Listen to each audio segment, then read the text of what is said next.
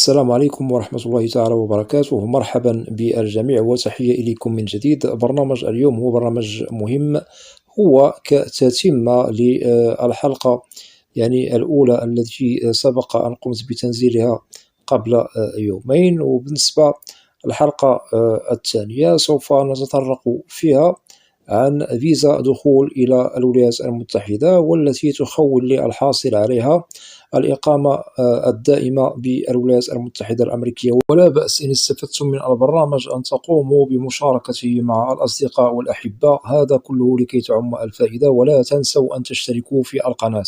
إذا بالنسبة لتأشيرة دخول إلى الولايات المتحدة الأمريكية والتي سوف نتطرق لمعلوماتها اليوم، وهي عن تأشيرة العمل التي تخول للحاصل عليها تطويرها إلى إقامة دائمة بالولايات المتحدة الأمريكية، وهذا محسوب على فيزا دخول بشكل قانوني إلى أمريكا. ممكن للحاصل على هذا النوع من فيزا عمل، وسوف نسميها بE-Bay، أن يصبح مهاجر قانوني بالولايات المتحدة يتحصل على الإقامة الدائمة، والتي تعنى بالبطاقة الخضراء أو ما يسمى بالجرين كارد. ومن بعد ممكن لهذا المقيم بالجرين كارد ما بعد 5 سنوات يقوم بطلب الحصول على الجنسية الأمريكية. وسوف نوضح لكم معلومات مهمة عن كيفية الدخول إلى الولايات المتحدة عن طريق فيزا عمل. نبدأ بالتوضيح المهم عن فيزا عمل بأمريكا. للتأكيد سوف يطرح التساؤل عن أنواع عقود عمل التي تخول للشخص المعني بالأمر الحصول على فيزا دخول إلى أمريكا. سنجيب بالواضح بأنه هناك عقود عمل مختلفة، وكذلك سوف نجد بأنه الراغبين في الحصول على هذه العقود من عقود عمل يتوفرون وحاصلون على مهن وتخصصات في مجالات مختلفة. وبالطبع هذه العقود نجد بأنها منها العقد المؤقت محسوب ببضعة أشهر أو بضعة سنين قليلة، أو عقد دائم يخول للمعني بالحصول عليه إلى أن يشتغل بدوام في عمله وبصفة دائمة بالولايات المتحدة الأمريكية. وسوف نوضح لكم بالتأكيد فئة العقود الدائمة التي هي تخدم المعنيين بها عند دخولهم بها إلى الولايات المتحدة الأمريكية. وبالطبع عقد العمل يسبق الحصول على فيزا عمل التي سوف نوضح لكم أقسامها وأسماءها إن شاء الله. بالنسبة لأنواع تأشيرات عمل إلى الولايات المتحدة الأمريكية تنقسم إلى 5 أنواع. نبدأ بالنوع الأول، وهو تأشيرة E-Bay 1. هذه فئة من التأشيرات هي للذين تتوفر فيهم شروط ومؤهلات مهمة وكفاءات عليا، مثلا المرموقين في المجتمع سوف نسميهم مثلا علماء وخبراء وأصحاب الكفاءات العليا في الأبحاث العلمية. وبالطبع هذه التأشيرة يتحصل عليها القلة من أفراد المجتمع، وبالطبع هي تخص أناس محسوبين على حسب الكفاءة التي تفرق بين هؤلاء القلة من الناس، وإجراءاتها هي سريعة، وتمنح الفيزا لهؤلاء الأشخاص بدون عائق في حالة إثبات المطلوب من الشخص المعني بهذه الفئة من تأشيرة، والمسماة ب-Bay 1. أتمنى أن تكون هذه النقاط واضحة. أنتقل إلى النوع الثاني من فيزا عمل إلى الولايات المتحدة الأمريكية، وهي E-Bay 2. هذه التأشيرات تمنح للذين هم متحصلون على الماجستير أو الدكتوراه في المجالات العلمية، وكذلك تمنح للذين لديهم تأهيل جامعي، وبالطبع نجدهم متحصلون على شهادة تثبت الخبرة ل5 سنوات. وكذلك هذه التأشيرة إجراءاتها تمر بسلام وبسلاسة وبسرعة في حالة وجدنا المعنيين بالتقديم عليها تتوفر فيهم المؤهلات والشروط المطلوبة. وكذلك هذه الفئة من الفيز تمنح للقلة من الناس الذين هم معنيون بالأمر، ونسميها بتأشيرة عمل B2. أتمنى أن تكون هذه النقاط واضحة.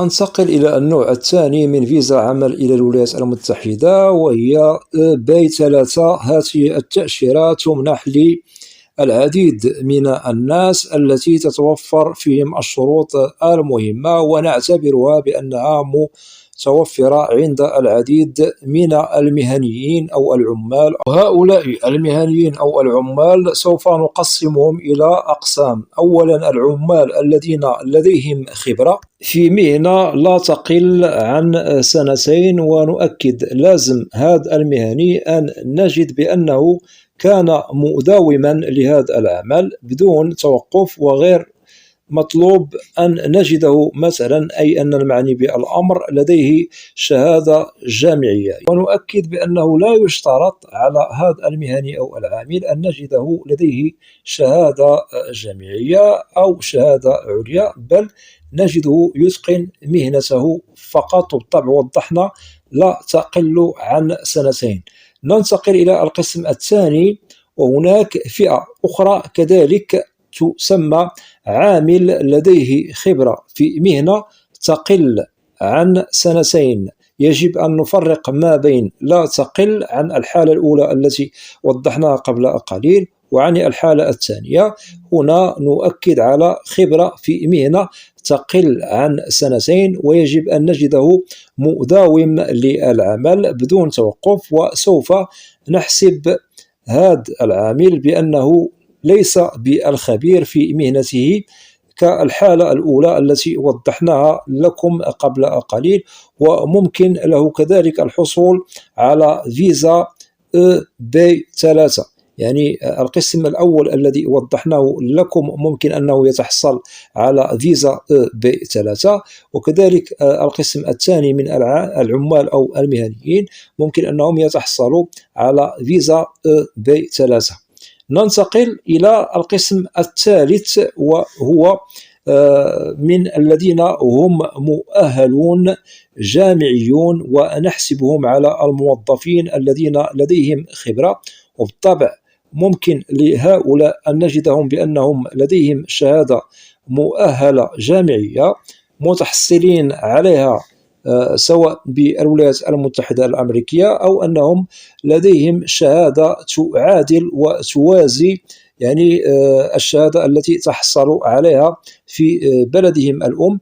أي أن الشخص المعني بالأمر لازم وبالتأكيد نجد لديه الحنكة والخبرة في إتقان يعني هذه الوظيفة ما بعد الحصول على الشهادة، أي ما بعد التخرج. ولا ننسى أنه لازم على هذا المتخرج الجامعي أن نجده لديه الخبرة في عمله مثله ومثل الفئات التي سبق أن ذكرناها لكم قبل قليل، أي أنه نجده مداوم على العمل ما بعد التخرج بدون توقف، على الأقل لديه الخبرة 2 أي خبرة 2 في المجال المتخصص فيه كموظف. وهذا إن شاء الله كذلك ممكن أنه يتحصل على فيزا B3. أتمنى أن تكون هذه النقاط واضحة. ننتقل إلى فيزا أخرى بالطبع تمنح لأشخاص. بالطبع هذه التأشيرة تمنح لمن؟ تمنح للذين هم رجال دين، وكذلك تمنح للذين لديهم خبرة في المجال العسكري التابع للجيش الأمريكي. وبالطبع هذه التأشيرة تمنح للمعنيين بها وفق المؤهلات والشروط المطلوبة، وسوف نسمي هذه التأشيرة بفيزا B4. أتمنى أن تكون كذلك هذه النقاط واضحة. ننتقل إلى فيزا مهمة كذلك، وهي فيزا عمل B5. هذه التأشيرة تمنح لأصحاب الأعمال والاستثمار، أي رجال الأعمال والمستثمرين. بالطبع إذا أراد المعني التقديم على هذا النوع من الفيز فلازم توفر الشروط مكتملة فيه، من ضمنها أولا الأهداف والمخطط الذي يخططه للاستثمار يعني والعمل بالولايات المتحدة الأمريكية، أي أنه لازم أن يوضح يعني المشروع الذي سوف يستثمر فيه بالولايات المتحدة. كذلك لازم توفر أموال ورأس مال كبير، لأن الاستثمار بالولايات المتحدة ليس بالسهل والهين. وبالطبع سوف نقرب لكم المبلغ الذي ممكن أن يسمح به وهو مقبول بالاستثمار بالولايات المتحدة الأمريكية، ولازم هذا المبلغ نجده متوفر قبل الحصول على فيزا للاستثمار بالولايات المتحدة الأمريكية، لأنه من بين يعني الشروط والمؤهلات المطلوبة في هذا المستثمر أو رجل الأعمال الذي يريد التقديم عليها. وبالطبع بالنسبة للمبلغ قد يصل إلى $1,000,000 أو أقل من $1,000,000، ممكن نصف $1,000,000 أمريكي. هذه الفيزا أي فيزا B5 هي فيزا عمل بأمريكا للاستثمار، تخول للحاصل عليها الدخول إلى أمريكا، وممكن أنه يعدل على التأشيرة بالحصول على الإقامة الدائمة، وممكن من بعد في حالة أنه لديه أسرة مثلا زوجة وأبناء أعمارهم أقل من 21 سنة أن يقوم بلم شملهم إلى الولايات المتحدة، شرط أن نجد الأبناء غير متزوجين. إذن بعدما وضحنا لكم الأنواع الخمسة من فيزا عمل إلى الولايات المتحدة والتي تخول للحاصل عليها من بعد الإقامة الدائمة، ننتقل إلى مراحل يعني والخطوات للتقديم على هذه الفيز. إذن بالنسبة للإجراءات الأولية لازم على صاحب العمل بالولايات المتحدة أن يوفر للعامل أو الموظف شهادة العمل. وبالطبع الإجراءات الأولى هي تتطلب من صاحب العمل أن يمهد للشخص العامل أو الموظف أو المهني بأنه تتوفر فيه الشروط لأجل تسهيل حصول المعني بالأمر أي المهني أو العامل أو الموظف على عقد عمل للاشتغال بالولايات المتحدة الأمريكية. وبالطبع عقد العمل هو الذي يخول للمعني بالأمر الحصول على الفيزا، وبالطبع ذكرنا لكم أنواعها قبل قليل. ننتقل إلى المرحلة يعني الثانية، وهي تعبئة يعني استمارة، وتتم دراستها من طرف دائرة الهجرة والمواطنة بالولايات المتحدة USS، زائد المعلومات والبيانات المتعلقة بالشخص المعني بالأمر والذي هو طالب لفيزا عمل. وكذلك هناك بحث دقيق عن صاحب العمل والمقدم له على عقد عمل. وبالطبع هذا البحث هو عن كل صغيرة وكبيرة تتعلق سواء بصاحب العمل وكذلك الشخص المراد دخوله إلى الولايات المتحدة عن طريق عقد عمل أو فيزا عمل إلى الولايات المتحدة الأمريكية. وبالطبع هناك بحث عن الراتب الذي سوف يستفيد منه العامل إلى غير ذلك من المستحقات التي يتم دراستها من طرف مركز الهجرة والمواطنة بالولايات المتحدة لأجل تصفية الملف بدون الإضرار بين الاثنين سواء بصاحب العمل والعامل، وهناك رسوم تؤدى على الملف.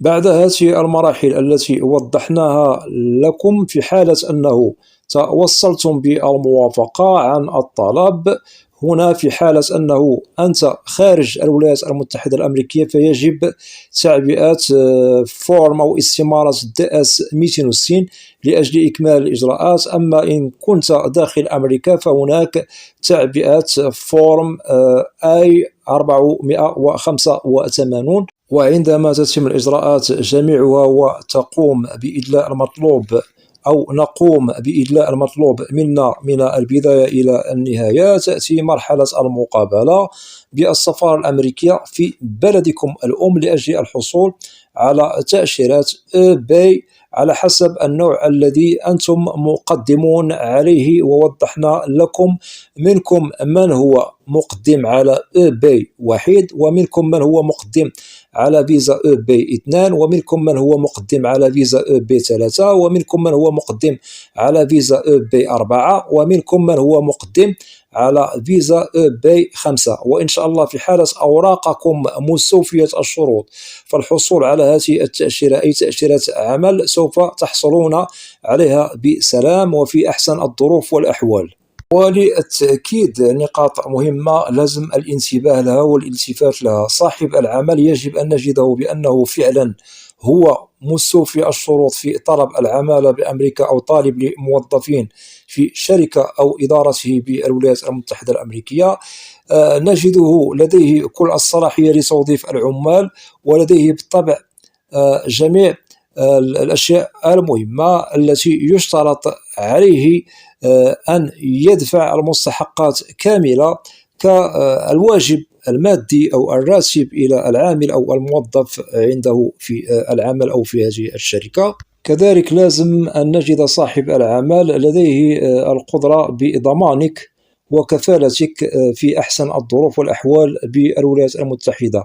إذن فيزا باي تخول للحاصل عليها الدخول بها إلى أمريكا إذا توفرت الشروط والمؤهلات مكتملة، سواء في المشغل أي صاحب العمل وكذلك في العامل أو الموظف أو المهني. بالطبع هنا ممكن الحصول عليها والدخول بها إلى أمريكا، وممكن للحاصل على هذه الأنواع من فيزا عمل إلى الولايات المتحدة ممكن من بعد الحصول على الإقامة الدائمة، ومن بعد إن شاء الله ممكن أننا نحصل على الجنسية الأمريكية. نتمنى أن تكون جميع النقاط واضحة، وفي حالة أنه لديكم تساؤل يطرح في هذا الشأن الذي وضحناه لكم في برنامج اليوم، فلا بأس أن تقوموا بوضع تعاليق عبر القناة، وسوف تجدوا الإجابة عبر البرنامج المعروف بالقناة برنامج أسئلة وأجوبة، لأنني لا أستثني منكم أحدا. وأتمنى من الإخوة والأخوات الذين لا زالوا لم يشتركوا في القناة أدعوكم للاشتراك في القناة وتفعيل زر الجرس ليصل إليكم كل جديد، ولا تنسوا أن تدعمونا دائما بلايك لكي نصل إلى أكبر نسبة من المشاهدة. وبالنسبة للقناة محتواها كامل وشامل عن الهجرة والمهاجر إلى الولايات المتحدة الأمريكية بشكل عام وكتعريف. وأود أن أشكر جزيل الشكر كل الإخوة والأخوات الذين يقومون بوضع تعاليق محترمة.